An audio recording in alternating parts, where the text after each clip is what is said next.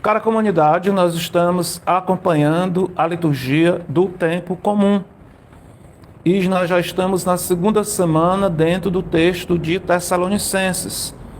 Nós saímos daquele conjunto de leituras que eram sobre o Pentateuco, sobre Josué e Juízes, e agora fizemos um pulo para o Novo Testamento e estamos dentro do texto da carta de São Paulo aos Tessalonicenses.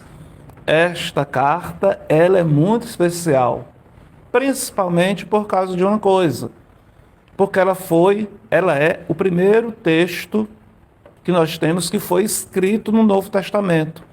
Às vezes a gente pode pensar que o primeiro texto foi Mateus, depois Marcos, devido à ordem que são apresentados os livros nas Sagradas Escrituras.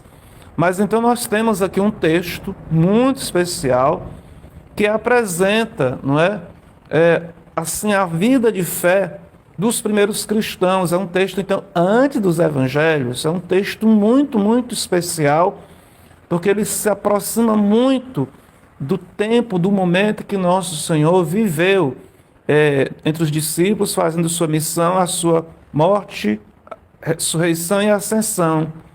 Uma situação muito específica que nós temos dentro do texto dos Tessalonicenses é que o pessoal não estava mais querendo trabalhar, porque o pessoal estava achando que o Senhor ia voltar, então não queriam mais fazer as atividades civis. E São Paulo vai falar sobre isso, vai exortar sobre isso, que é preciso trabalhar. Não é porque nós estamos esperando a vida do Senhor, que o texto também nos fala, que o anjo haverá de tocar a trombeta, não é? E o Senhor haverá de vir. O texto fala muito sobre essa vinda do Senhor, que é uma verdade da nossa fé. Mas aqueles discípulos que estavam esperando a vida do Senhor, o Senhor ainda não retornou. E também em outras situações nós estamos também ainda hoje esperando essa vinda do Cristo, porque é uma afirmação que nós rezamos no creio, mas nós não sabemos quando é que o Senhor virá. E a gente também tem essas indicações do Senhor sobre sinais que acompanharão quando ele haverá de voltar, mas nem um dia nem hora, nós não sabemos, só o Pai. Apesar também que o texto do Apocalipse fala muito sobre certos sofrimentos, e nós podemos dizer que em diversas situações da humanidade, a humanidade passou por verdadeiras situações de apocalipse, certas situações assim de fim dos tempos, e que parece também que nós vivemos uma situação de fim dos tempos. O fim dos tempos normalmente também não quer dizer que seja fim do mundo, mas nós vamos vendo situações que vão acontecendo muito críticas, que vai marcando a existência da humanidade. Mas São Paulo aqui, quando ele hoje está falando para os seus irmãos de fé na comunidade tessalônica, ele vai dizer que ele deseja que as pessoas não fiquem com incerteza a respeito dos mortos e que não fiquem tristes, não é? Como os outros que não têm esperança. São Paulo aqui, então, está falando também sobre essa situação da perda que a gente tem de entes queridos, de pessoas que nós amamos, e que às vezes as pessoas poderiam achar, morreu, acabou-se. Não é bem assim. Então, São Paulo está dizendo aqui que nós temos essa esperança na ressurreição, que o Senhor ressuscitou, e o Senhor ressuscitando, nós que temos seu Espírito, haveremos também de ressuscitar. E aí ele fala um pouco sobre o fim dos tempos. No fim dos tempos, os mortos ressurgirão, ressuscitarão, e aqueles que estarão vivos serão arrebatados à presença de Deus. Nós temos também dentro da nossa fé católica que quando a pessoa morre, não vou me estender muito nisto, mas quando a pessoa morre, a pessoa já tem seu juízo particular. E quando for a ressurreição dos mortos, os mortos haverão de ressuscitar, de estar na presença do Senhor em corpo e alma. Aqueles que merecerem, que esperamos que nós possamos alcançar a misericórdia de Deus para poder entrar na sua glória. E esses mortos que entraram na glória do Senhor teriam passados pela purificação, muitos, a maioria, pelo purgatório, porque é difícil, de fato, uma pessoa que morra sem mancha, que não tem necessidade de purificação. E esses que estarão vivos aqui, como é que eles serão purificados? É dito, nos dizem, que o sofrimento dos últimos tempos já será uma espécie de purgatório em vida. Mas então São Paulo, no profundo aqui do texto, ele quer animar nessa esperança, na ressurreição, que nós haveremos de morrer e haveremos um dia de nos encontrar nos céus com o Senhor, com Deus. E essa esperança na ressurreição deve animar a nossa vida. Essa esperança que a vida não termina com a morte, nós devemos animar a nossa vida. E também esse mistério da morte, que é um mistério assim tão profundo, que deve nos provocar, deve nos questionar. Nós não devemos ter esse medo da morte. Não quero nem pensar na morte, não. Nós precisamos pensar e refletir em si na morte. Os grandes santos, como São Francisco, alguns santos têm muitas vezes apresentados ao lado deles uma caveira. Por que uma caveira? Porque eles meditavam muito na morte, não é? E meditando na morte, eles pensavam na vida eterna. Estava lendo e escutando esses dias palavras sobre a vida de São Grignon de Montfort. Ele era muito pobre e quando era seminarista e pagava as despesas dele lá, numa situação específica, também fazendo velório, ficava velando os mortos que morriam para ganhar alguma coisa. Mas também depois no seminário, que houve assim, uma resistência à sua pessoa, deixaram de castigo para ele velar os mortos. Então é dito que São Luís Maria, ele velou muitos mortos, muitos terços e muitas ave-marias, ele rezou diante ali dos falecidos. Mas ele, rezando diante dos mortos, ele foi provocado também sobre a questão da vida eterna, que nós precisamos, então, pensar na morte não como um fim, mas como um começo da vida eterna, do nosso principal bem. Que os bens dessa vida são passageiros e que com a morte nós haveremos de ter acesso ao grande bem da nossa existência, que será o reino dos céus, a presença de Deus em nossas vidas. Hoje, no texto do Santo Evangelho de São Mateus, nós temos um momento de São Lucas, nós temos um momento muito específico. É o momento que o Senhor vai para a sua cidade de Nazaré para vamos dizer,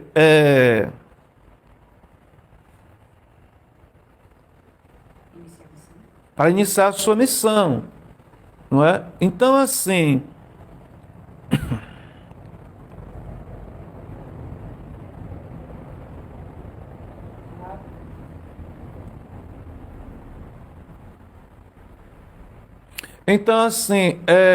Nosso Senhor volta a Nazaré e ele já tem iniciado a sua missão lá para o Cafarnaum. E muitas coisas o povo de Nazaré está escutando que o Senhor fez para o Cafarnaum. Inclusive, ele aparece na cidade já com seus discípulos. Nosso Senhor não retorna para Nazaré assim sozinho, ele já volta com os discípulos, com um grupo de pessoas, de homens que o estão seguindo. Então, nosso Senhor vai para Nazaré. E essa sua ida a Nazaré não é uma ida muito fácil. Ele vai para a sinagoga, como era costume seu de ir sempre na sinagoga aos sábados, e dão para ele o texto do profeta Isaías. E o Senhor pega o texto de Isaías e abre no texto que fala que tem essa profecia, que o Espírito do Senhor me ungiu para evangelizar os pobres, como nós escutamos, me consagrou com unção, para anunciar a boa nova aos pobres, a libertação aos cativos, a recuperação da vista, libertar os oprimidos, proclamar o ano da graça. Nós poderíamos aqui fazer uma reflexão só em cima desta profecia de Isaías. Mas essa profecia de Isaías, ela diz respeito à manifestação do Messias. Quando nosso Senhor diz assim: hoje se cumpriu esta passagem da Escritura que acabastes de ouvir poderia também ser lido de outra forma. Eu sou o Messias. Mas nós tomemos aqui como está aqui no texto do Evangelho. Hoje se cumpriu esta passagem da Escritura que acabastes de ouvir. Nosso Senhor, na sua rápida palavra, ele diz algo muito intenso, que a palavra de Deus, as promessas de Deus estão acontecendo, estão se realizando naquele momento que ele está lendo as profecias, a profecia. Inclusive, hoje no texto do Evangelho, da liturgia, começa: naquele tempo, veio Jesus à cidade de Nazaré. Quem acompanha as leituras que eu faço dos textos litúrgicos, percebem que eu nunca digo naquele tempo, porque o padre Caetano, que foi meu grande orientador de formação de fé, ele dizia que esse negócio, naquele tempo, como está no texto litúrgico, isto está errado. Porque, na verdade, não é naquele tempo, é hoje. Isso, as coisas que nós lemos na liturgia, nas Escrituras, é no hoje de Deus. Está acontecendo nas nossas vidas aquilo que está sendo proclamado. Então nós precisamos ter muito essa atenção, essa fé. Pois bem, o Senhor vai e diz: hoje acontece, se cumpre estas profecias. O Senhor tem uma palavra para dizer que a palavra de Deus se realiza. É diferente simplesmente você está comentando como escriba. Porque os profetas anunciavam a palavra mesmo do Senhor. Depois do exílio, desapareceram os profetas. Apareceram quem? Os escribas, os doutores da lei. Quem eram os escribas? Os escribas não eram mais aqueles que traziam uma palavra de Deus para o povo. Eles eram comentaristas, faziam um comentário sobre aquilo que os profetas já tinham dito. Aqui não, nosso Senhor, ele se apresenta como se fosse também um profeta. Ele não está simplesmente comentando coisas do passado, ele está dizendo: hoje se realiza, está se cumprindo a palavra de Deus. E ainda hoje, esta forma de falar escandaliza as pessoas, porque as pessoas muitas vezes querem escutar a palavra de Deus, o Evangelho, como se fosse alguma coisa assim que aconteceu ou que não acontece mais. E quando vem um que diz: olha, isto está acontecendo no dia de hoje, está se realizando, e dá também testemunho que a palavra de Deus se realiza, as pessoas começam: vai, o que é isso que está acontecendo aí? É a palavra de Deus que está se realizando. Então nosso Senhor, ele diz, ele afirma e testemunha que naquele momento a palavra de Deus não era só uma coisa que tinha acontecido no passado, mas estava se realizando naquele momento. E é isso que nosso Senhor vem fazer em nossas vidas. Nosso Senhor, ele vem cumprir as promessas de Deus no hoje das nossas vidas. Nós precisamos ter muita essa atenção. Que coisa maravilhosa! Então, nosso Senhor é aquele que cumpre, faz as profecias se cumprirem. Então, eu queria pegar aqui, dentro dessa palavra de profecia, o finalzinho. Ele diz assim: e proclamar um ano da graça do Senhor. Se de fato, e como é que esta profecia, ela se realiza agora, no hoje de Deus em nossas vidas, o Senhor está dizendo para cada um de nós que nós estamos recebendo um ano da graça do Senhor. Estamos recebendo um ano de bênçãos das suas mãos. Então nós precisamos acolher essa promessa, essa palavra agora do Cristo. Quantas vezes a gente pode olhar para o futuro com uma perspectiva negativa, pessimista, sem esperança, sem fé? Mas o Senhor está dizendo: não, eu concedo para vocês um ano de graça. Prestem atenção que vai acontecer a partir de hoje, ao longo de todo um ano, que nós haveremos de receber muitas bênçãos e graças de Deus. Então é como o pessoal gosta de dizer, nós precisamos tomar posse dessa palavra, dessa promessa do Senhor que realiza hoje nas nossas vidas. Um ano de graça, quer dizer, não é um ano, não é apenas um dia de graça, todo um ano de graça, dia após dia, O Senhor quer derramar bênçãos, graças sobre nós, sobre a nossa família, sobre o mundo inteiro. Mas aí o pessoal ouviu nosso Senhor dizendo aquilo, não é? Porque também se poderia ler dessa forma, eu sou o Messias. E o pessoal começa a dizer, mas não é este o filho de José? Ao mesmo tempo que eles se admiravam da beleza das palavras que saiu do Cristo, porque isso aqui é um registro que se tem, que eles tinham os olhos fixos no Senhor e se admiravam daquilo que ensinava, das palavras de graça que saem da sua boca. Mas aí nosso Senhor, ele vê que o pessoal está rejeitando a sua presença, rejeitando aquilo que ele estava dizendo. Então, o Cristo começa a fazer afirmações bem sérias. Ora, naquele tempo de Elias, que teve seca, ele não foi enviado ao povo lá de Israel, ele foi enviado para Sidônia, que era um lugar, né, que era de um povo de outra fé, região dos fenícios. Então, assim, Deus o enviou para a viúva de Sarepta.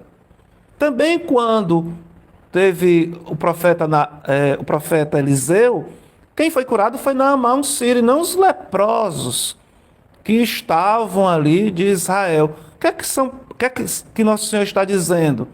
Que a graça de Deus estava sendo comunicada para outros, porque o próprio povo de Deus estava como que fechado.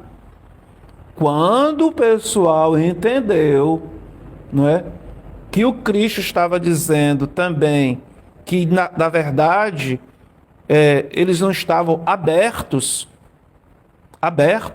à manifestação da sua palavra, da sua presença, do seu ensino, a sinagoga, o pessoal ficou furioso.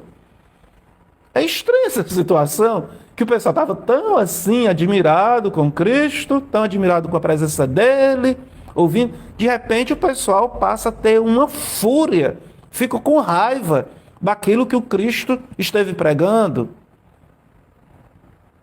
Aqui a gente pode pensar tantas coisas, porque também depois o pessoal quer jogá-lo no precipício, por causa dessa palavra que o Cristo disse, ele arriscou a própria vida. Ele quase que era morto naquele momento. Então aqui tem um mistério muito grande sobre a pregação do Evangelho, sobre a pregação da palavra de Deus. Pregar a palavra de Deus é também correr risco. Pode implicar também em vida ou morte, porque as pessoas, dependendo do público, podem ouvir e podem ficar bastante irritadas. Porque muitas vezes as pessoas querem ouvir aquilo que querem ouvir, mas não querem ouvir o que Deus tem para dizer. As pessoas se acham que tem Deus no coração, como estava lá o pessoal da sinagoga. Mas quando o Filho de Deus diz uma palavra, o pessoal se revolta. Como se aquela revolta, como se a fúria, como a violência, fosse apagar os planos de Deus, fosse apagar a verdade de Deus, fosse apagar a verdade do Messias. As pessoas podem se revoltar com a palavra, podem se revoltar com o Evangelho, podem ficar furiosas e matar os enviados de Deus, mas a palavra permanece, o Evangelho permanece, a vontade de Deus se realiza e se realizará. Então aqui, pregar o Evangelho, gente, não é coisa muito simples. Eu digo sinceramente para vocês, quantas vezes eu já preguei o Evangelho e disse, hoje eu vou para o matadouro. Hoje o negócio aqui, a situação vai ficar crítica, porque aquilo que eu vou dizer, as pessoas não vão querer ouvir. Então aqui, o pessoal ficou furioso com o nosso Senhor. E nós precisamos ter atenção de ter uma conversão, de não ficarmos furiosos com aquilo que o Senhor nos orienta, com aquilo que o Espírito Santo nos diz e quer nos educar. Nós precisamos ter essa abertura. Nós não podemos ser uma sinagoga de Satanás, como diz lá no texto do Apocalipse. Isso aqui se transformou numa sinagoga de Satanás. O pessoal querendo matar o próprio Filho de Deus. Indo avante, o pessoal que ficou furioso, levaram e o expulsaram da cidade. levaram até um alto monte que iriam jogá-lo no precipício. Eu tive a felicidade de viajar para Israel e fui hospedado no hotel em Nazaré. E o hotel, qual era o hotel? Era o hotel em cima do monte do precipício. Em cima desse local aqui que quiseram jogar Nosso Senhor. Eu estive lá hospedado uns 4 dias. E nesses 4 dias eu meditei tanto sobre esse negócio da cidade de Nazaré, que era a cidade de Nosso Senhor, que quis jogá-lo no precipício. Nas minhas meditações me veio muito isso. Nazaré ainda hoje é uma cidade pequena. Imagina aquele tempo de Nosso Senhor.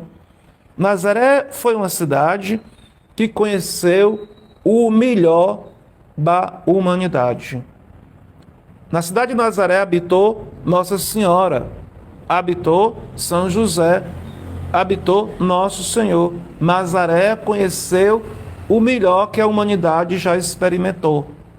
Mas também dentro de Nazaré tinha o pior da humanidade, que era aqueles que queriam matar o Filho de Deus.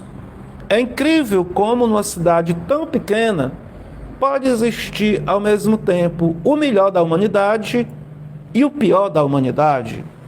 E nós vamos vendo isso no mundo. Às vezes numa cidade nós temos o melhor de pessoas que querem viver servindo a Deus, servindo aos irmãos, servindo à fé, servindo à igreja, fazendo de tudo, derramando seu sangue. E de lado, a gente encontra o pior da humanidade, pessoas que servem mesmo ao inimigo, a Satanás, que faz o papel de serem o secretário de Satanás, que faz parte da sinagoga de Satanás. Isso aqui não é nenhuma, vamos dizer, nenhuma coisa assim demais que eu esteja dizendo, porque como infelizmente nós encontramos satanismo em plenos lugares públicos. Quer dizer, como é que pode, ao mesmo tempo, em lugares pequenos, ter esse mistério da luz e das trevas? Aí nós também precisamos pedir essa conversão ao Senhor. Precisamos pedir a graça de não fazer parte desses filhos da serpente, desses servos da serpente, mas que nós possamos, de fato, ser servos de Deus, servos de nosso Senhor. Diz o texto apócrifo, o Evangelho apócrifo, o Evangelho secreto de Maria, que quando nosso Senhor, aconteceu isso com nosso Senhor, diz aqui, né? Jesus, porém, passando no meio deles, continuou o seu caminho. No Evangelho apócrifo diz que nosso Senhor olhou para trás e chorou. Chorou porque o seu próprio povo não quis recebê-lo. Fizeram, não é? Aquilo que ele tinha dito sobre Elias e Eliseu. É terrível isso, porque a sua cidade, que conheceu que ele era um homem digno, exemplar, santo, o expulsou. E Nosso Senhor chorou, porque ele foi expulso da sua cidade. Que nós possamos também fazer de tudo para que Nosso Senhor não chore, não é? Que nós o expulsemos da nossa vida, muito pelo contrário, que o Senhor possa encontrar em nossas vidas, em nosso coração, um local para Ele descansar, que Ele possa nos encontrar dispostos a servir a Sua palavra, o Seu Evangelho, e dar testemunho de vida por Ele. Tem diz que Jesus continuou o seu caminho. No texto lá apócrifo diz também que após esta situação, ficou inviável Nossa Senhora ficar em Nazaré. Porque vocês imaginem o que aconteceu. Nosso Senhor, não é? Nosso Senhor, ele, vamos dizer, sendo, bem dizer, expulso daquela forma da sua cidade, como é que depois a sua mãe ficaria nesse local? O pessoal deveria, então, provavelmente fazer pressão com Nossa Senhora, iriam provavelmente se vingar em Nossa Senhora por aquilo que Nosso Senhor tinha dito. Então, no texto apócrifo diz que, a partir daquele momento, Nosso Senhor pegou Nossa Senhora e levou também para Cafarnaum. para poupá-la de toda esta situação. Então nós estamos aqui dentro de um momento, de um evangelho muito particular, muito especial, que é o início da missão do Senhor. Nós poderíamos até dizer que essa narrativa, ela corresponde muito assim com aquele milagre que Nosso Senhor fez nas bodas de Caná, que está no Evangelho de São João. Ali Nosso Senhor se apresentou como Messias, só que ali foi uma situação mais de festa, de alegria. Aqui também o Senhor está iniciando a sua missão, mas atravessando essa rejeição. Nessa palavra também do Cristo, nós percebemos como o Senhor era corajoso dentro da sua missão no anúncio da palavra. Ele poderia talvez chegar ali, não complicar muitas coisas, alisar a cabeça de um, alisar a cabeça de outro, sair com o maior sucesso, né?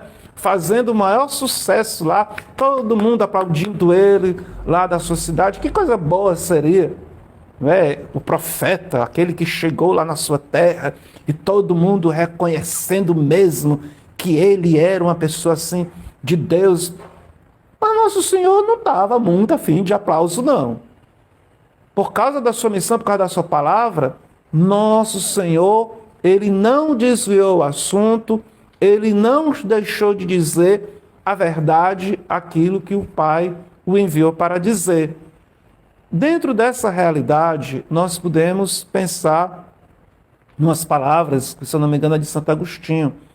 Nosso Senhor teve amor pelo seu povo e também teve a coragem de dizer a verdade. Então, Santo Agostinho que vai dizer que por causa do amor, o amor não pode impedir da verdade ser dita. A gente também, para anunciar, proclamar o Evangelho, nós às vezes podemos pensar assim, não vou falar a verdade. É claro que a verdade também precisa ser dita com amor, que nós não vamos dizer a verdade de qualquer maneira. Mas a verdade, o amor não pode impedir da verdade ser dita, porque às vezes as pessoas... Então hoje, dentro desse Evangelho, que nós possamos acolher essa promessa que o Senhor faz hoje nas nossas vidas, um ano de graça, que nós possamos olhar para frente para acolher todas essas bênçãos e estas graças que o Senhor veio anunciar em nossas vidas. Louvado seja nosso Senhor Jesus Cristo.